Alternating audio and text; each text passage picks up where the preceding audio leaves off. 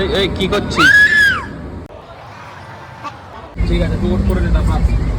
বাড়ি যাওয়ার পথে কি কি খেয়েছি, কি কি ডিনারে নিয়ে গেছিলাম আর ট্রেনে ডুগ্গু কি কাণ্ড করলো, আজকের ব্লগে সবটাই থাকবে। হাই, আমি অনিতা, আমার নতুন পেজের আরো একটি ভিডিও তোমাদের জন্য। শ্বশুর বাড়ি যাচ্ছি ঠিকই, কিন্তু এই ছোট্ট যাত্রাটাই আজকে পুরো একটা গল্প হয়ে গেল। সত্যি বলতে আমি জবা থেকে কন্টেন্ট ক্রিয়েশনের কাজ শুরু করেছি, আমার জীবনের প্রতিটি মুহূর্তই কিন্তু একটি গল্প, আর সবগুলো কিন্তু আমি তোমাদের সাথে শেয়ার করি। আজকে সন্ধেয় বেরিয়ে পড়েছিলাম শ্বশুর বাড়ির উদ্দেশ্যে, আর যেহেতু ট্রেনে যাব তাই আগে পৌঁছে গেলাম শিয়ালদা। ট্রেন ধরার আগে একটু চা আর প্যাটিস না হলে তো বাঙালির জার্নি শুরুই হয় না। তাই শিয়ালদাতে দাঁড়িয়ে চা প্যাটিস দিয়ে একটু পেট পুজো করে নিলাম। ডুগ্গু নিজের মতন খেলছিল, ও বেশ ভালো এনজয় করছিল। ট্রেনে উঠেই বুঝলাম যে জার্নিটা শুধু আমার না, ডুগ্গুরও। যাই হোক, তারপর সময় হয়ে গেল ট্রেনে ওঠার। আর ট্রেনে উঠেই আমাদের ডুগ্গু নিজের মতন করে সিটে উঠে বসে গেল।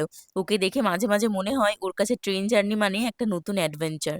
একা একাই সিটে উঠে যাচ্ছে, চারপাশটা দেখছে, আর আমি তো মা, তাই ওর ছোট্ট ছোট্ট মুহূর্তগুলো ক্যামেরাতে ধরে রাখতে ইচ্ছে করছে।